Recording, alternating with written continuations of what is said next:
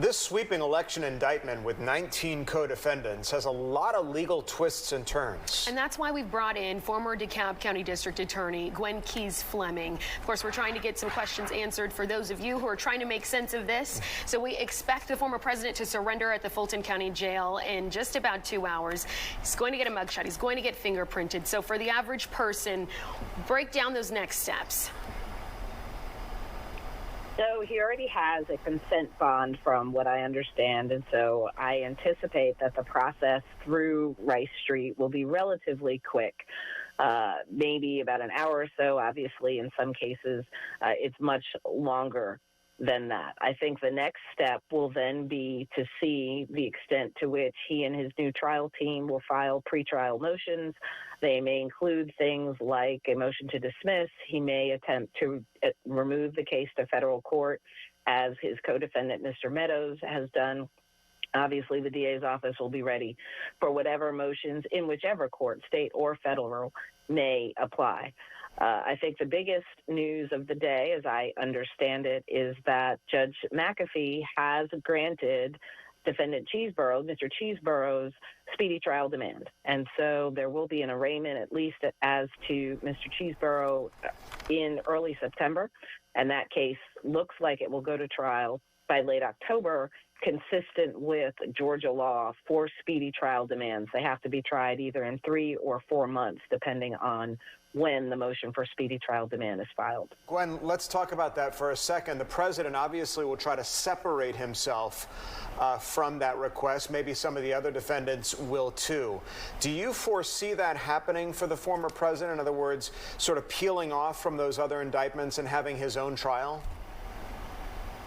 I think that's really a question for his defense team. And again, I realize some of them may be new, but they may be building on the strategy from his previous lawyers.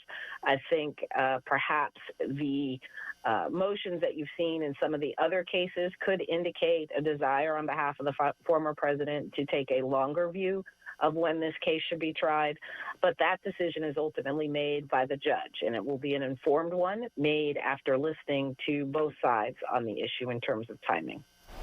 Okay, well, District Attorney Fani Willis is getting a lot of attention herself. Many are praising her, but others are saying she too could be investigated. So do you think this will impact the case at all? And if so, how?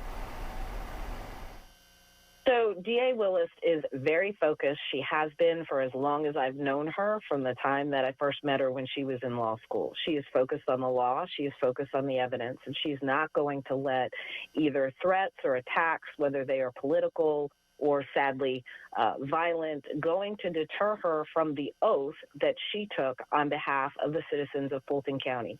She took an oath to investigate and prosecute cases without fear, favor, or affection, and she and her team will move forward following the evidence and following the law wherever it takes them in order to get justice in this case. So I do not think she will be distracted by any of these attempts on her professionalism. Former DeKalb County District Attorney Gwen Fleming. Gwen, such great perspective with your past and your experience. We certainly appreciate it tonight. Thanks.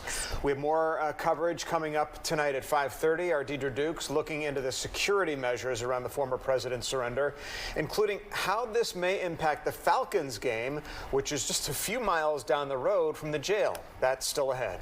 Also here.